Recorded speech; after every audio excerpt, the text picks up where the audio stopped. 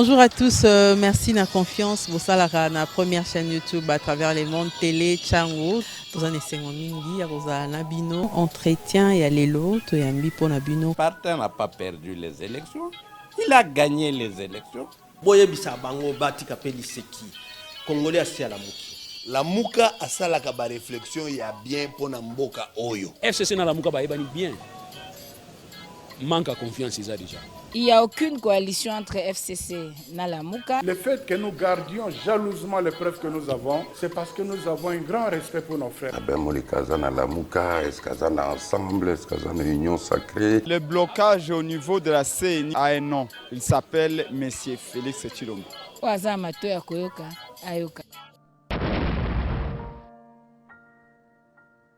Bonjour à tous, merci de la confiance pour ça la meilleure des chaînes, la chaîne de l'excellence télé Tchango.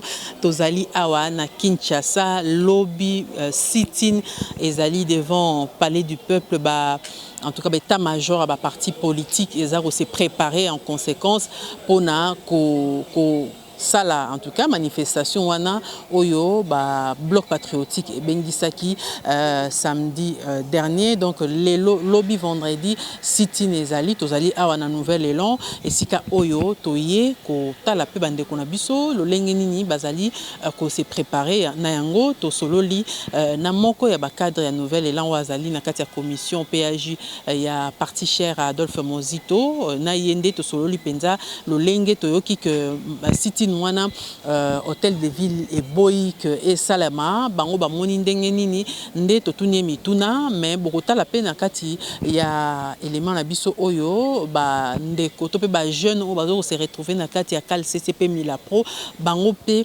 balancer appel na jeune mususu pe mouvement citoyen mususu baya ebele lobby devant palais du peuple pona ko matisa mungongo ko senga consensus na maitali ba réforme pour na élection et salama de manière apaisée donc côté kabino penza bolanda na molai interview to sali ndeko Claude Ngoma pe ba jeune ya Milapro pe CALCC lolenge balobaki to koma pe na décider pona na la tola ki sabino lolenge nini bandeko bazali ko se préparer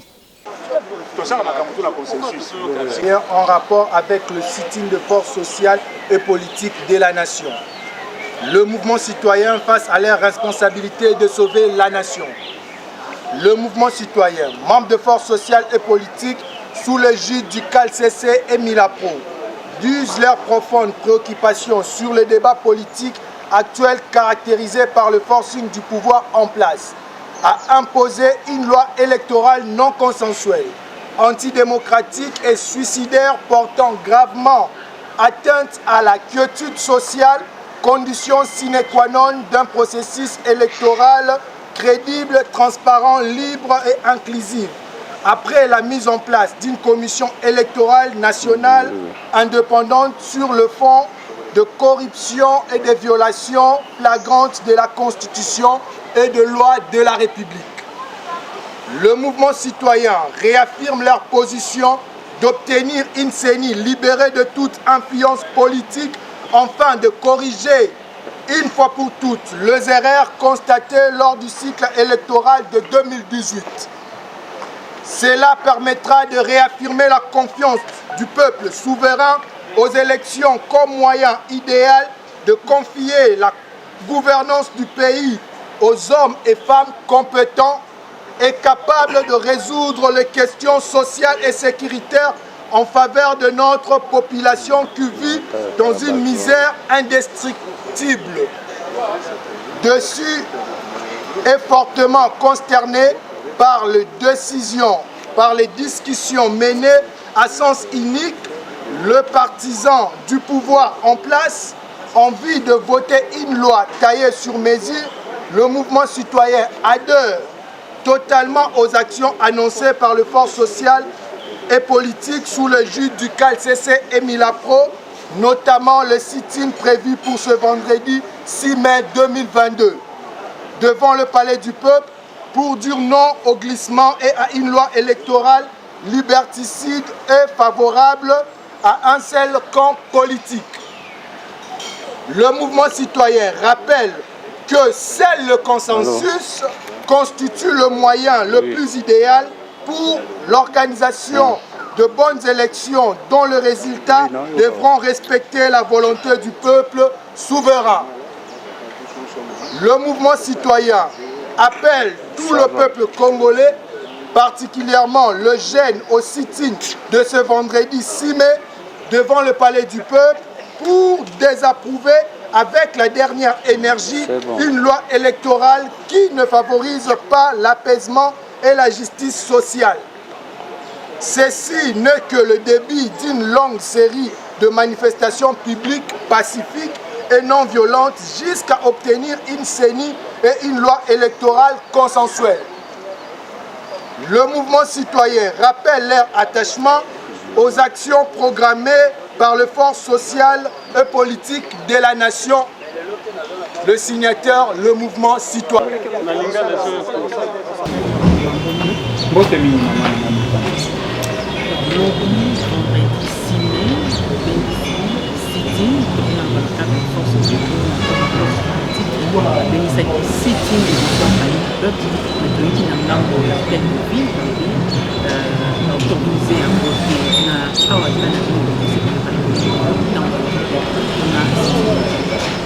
Très bien, maman Nangaï, il y a l'impression d'abord pour préciser que l'appel y a lobby et ali appel t'es pour un bloc patriotique parce que une bombe politique Nangaï a soutenir des marches au un bloc patriotique et ali appel il y a la force vive de la nation Nanzela il y a Tata Molimo Nabiso Nakati ya Maboke au Italie laïka il y a ba église na biso ba représenter population.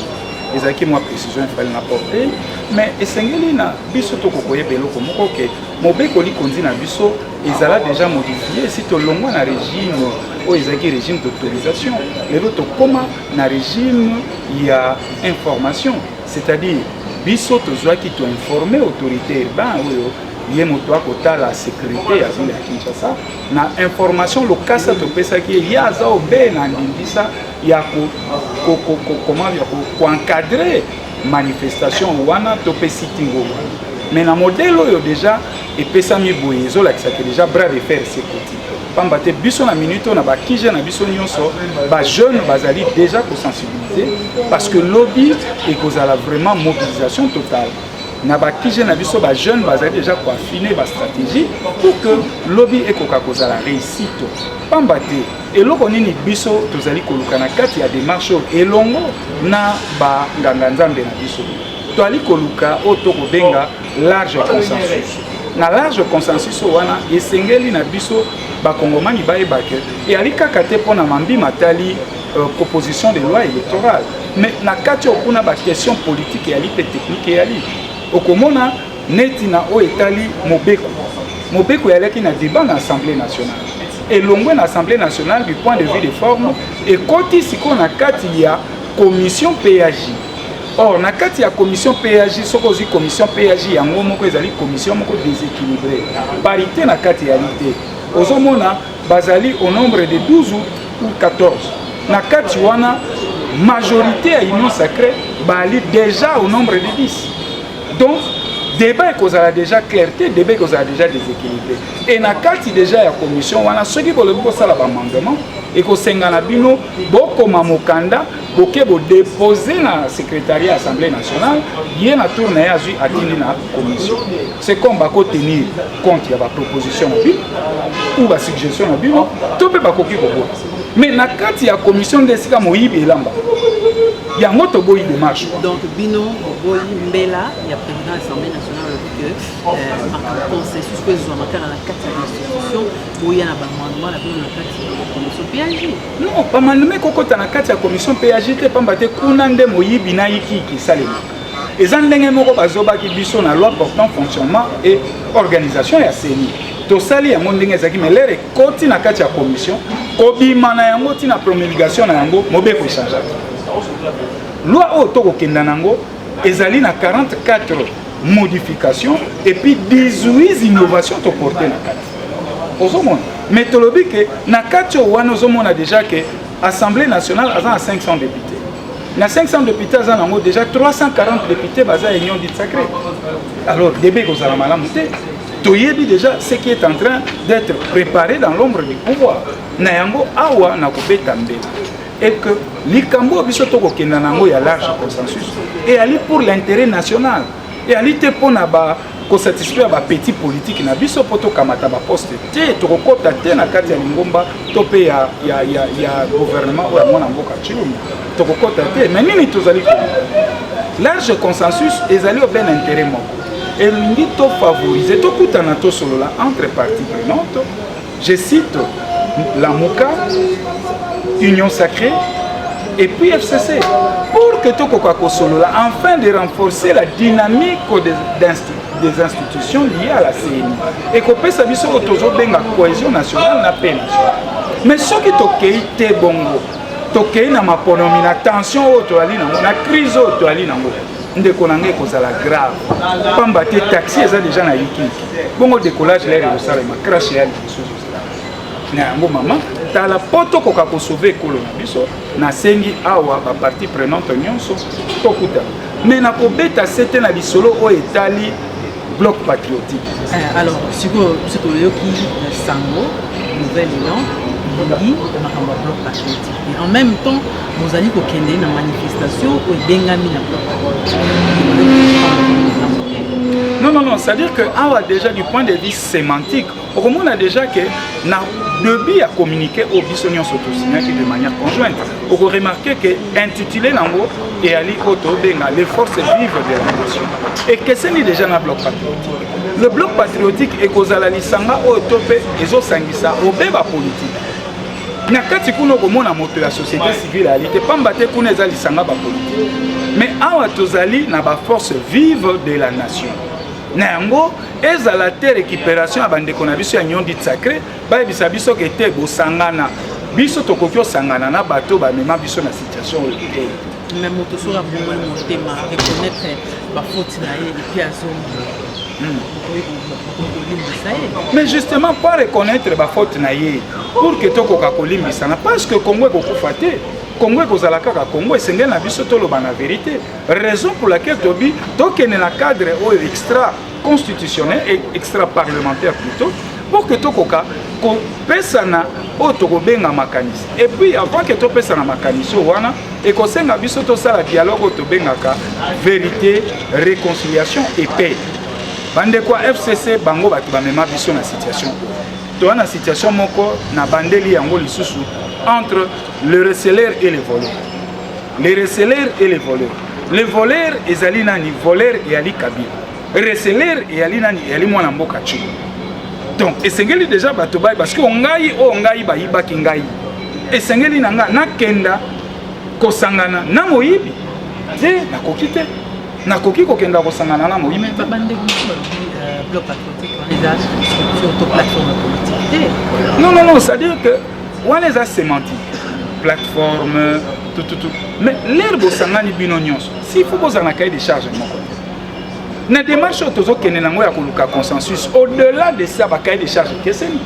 Il y a mon ngai à un moment donné, na pesaki makanisi nanga étant que cadre politique, étant que moi namboka congolais, étant qui lingomba politique nangate. Na lobaki que église est sincère na bisoté, FCC est sincère na bisoté. Je savais pourquoi na lobaki yango bien que bato ba comprena kingalité. Mais nazo ko s'assumer encore na ba propos na ngai. Na lobaki modèle wana pona nini na bandi liboso. Ba cahier de charge keseni. Église a ko reconnaître bureau kadi. Oyo lingomba politique la mukana nouvelle elan to ko reconnaître. Église lelo aye ko senga large consensus. Pourquoi? Parce que isengela ki na Kongomani moko mwana mboka moko abeta mbela abelela na large consensus babengi Adolphe Muzito nde église auti ko lamuka na kongi par le bité oyo mwana nanga lobi large consensus ali na raison to kende to pesa maboko biso no sozo consensus ba cahier de charge ya différent oyo soki na kena ngambo ya FCC ye azali na entre na ko benga FCC lelo ezaniti most azana kati ya union sacrée azana kati opposition ezawa bato abongo tokokotambola bango te oyo kaki ba misusu FCC aza représenté na kati ya CENI oyo biso tozoboye FCC azalaki l'air touti maponomi na kimoyibi na yazaki na 340 députés mwana mboka Chilombo na koswana na bango mwasi na mobali aiko requalifier majorité na katikati. Lelo FCC atikali na 117 députés. Ndambo wana mususu baza na union sacrée. Mais est-ce que yoka communiquer moko ke ba désavouer ba député nyonso ya FCC ba kene union sacrée non. Na yango to komituna nani alingo kosana. Mais lokola lamuka ezalaka ya peuple. Le peuple se reconnaît na kati ya combat ya lamuka azo porter lutte na espoir ya population congolaise mobile. Na yango na démarche tozo kenda nango elongo na banganga nzambe na kosenga bango ala retenir ba kenda na événement autre tozo kenda nango bitumbo yo ya large consensus sur la vérité des urnes te na suka banganga nzambe na kosenga bino bokenda ne tumbo yo te na suka lokola bozongeli biso tolimbisi bino na o nyonso elekanaki mais lelo nazo senga bino tozala main dans la main tokende te na suka etumba oyo ba congolaises et congolais bino nyonso partout bozali nazo senga na bino vigilance tout azimut biso nyonso tozala na miso braqué autour ya ba action auto komene auto zo banda lobi na oyo ekoya na mikolo ezali koya pamba te destiné ya mboka na biso ekouta na Europe te ekouta te na ba négociation médiation ya bapaya te tokozwa yango entre congolais. Quoi de normal, tu as libre bantou, dialogue est permis, et puis entre le batou, dialogue est toujours permanent. Na kosenga na bande koignon du sacré, batia mai na vino na bango, bayo kambela ya banganga nzambe pona ko privilégier cohésion nationale, paix nationale entre les Congolais. Tu as na crise sociale et politique. Sauf que biso na biso ba kongomani soki tokutani na motema ya kofungwama na sincérité ya solo nde tokotombola mboka na biso na kitama na lingomba o na kati ya mouvement o tokokenda nango ya pression to maintenir pression vis-à-vis ya pouvoir en place et aller justement pour tokoka kokutana ko réussir cadre moko ya concertation pour que tokoka kolobana vérité réconciliation et paix. Mais awa nazali kolobana ko s'adresser na profiter na micro na yo na s'adresser na ba tata na biso ya molimo pamba te bango si batikaka biso mais lokola bazongi na kati ya danse oyo tokobina oyo ya large consensus nazo senga na bango bakenda ne tumbo tina suka ba kongomani nyonso de partout esika bozali ngai Claude Ngoma na ko benga bino na vigilance bazo babino te biso nyonso toza na miso braqué autour ya banganga nzambe na biso ba mekate kotika biso ba mekayiki ikite nazo beta susu mbela to ali na problème te na banganga nzambe et oyo ngana ko tenir comme propos ezali ngai na ko engager parti politique na ngai te nouvelle long mais nazali ko beto bembela ba kongomani nyonso tozala vigilant miso braqué autour ya banganga nzambe na biso to surveiller ba mouvement na bango bazo ba biso te na yebi awa na kati ndenge tokendaka lokola ba cahier de charge yali différent okomona FCC soka se retrouver na ba revendication na abendani église soka se retrouver na ba biloko na abendani biso ba politique etumba na biso yali obe vérité des urnes 2023 tokotika yango te tokosela ba canon nyonso possible et awa nazo beta maboko na banganga nzambe lokola ba se ressaisir ba yeli sous c'est pas na biso to bunde tumbo ya large consensus ensemble na sengi bango en tout cas bazala concentré batala quand ya peuple pour na yebi que église ezaka toujours na biso ba peuple. Voilà, tokomi na suka penza ya interview to sali ya mbango pour na etina mobilisation à journée et à lobby 6 mai ce vendredi 6 mai devant le palais du peuple bien que pas autorisé parce que régime Pesarassou y a autorisation té lobby message nous ko lancer bande ko ba tala yo mokili mobimba pe a na Congo o lancer message ni lobby et ali on a ko benga vendredi noir. Vendredi noir, c'est-à-dire Esengeli palais du peuple et inda et comme noir parce que marée humaine est aux alébélés. Ba Congo sani pété ndenge ba réprimer binois. Te wana to meseni police ali moké, police avant d'arana biso population. Police oyayaka wana ko sala to ebi kezalaka barbarisme, banditisme. Mais awa na ko profiter li susu na lisango na yo. L'inspecteur provincial et à la police, général Kassongo. Lobby to ali na manifestation monene. Tindela biso ba anti-émet baya ba encadrer manifestation sitting na biso et les canaquetudes nyonso pe na kimia pamba te biso tokotia bino devant le fait accompli. Lobby mobilisation et kozala maximale, ba Congolais, nyonso ba Kinois, nyonso de partout, rendez-vous ezali moko, 8h30, biso nyonso, liboso ya parlement, liboso ya palais du peuple, pambate ndako wana, et à la kaya biso peuple.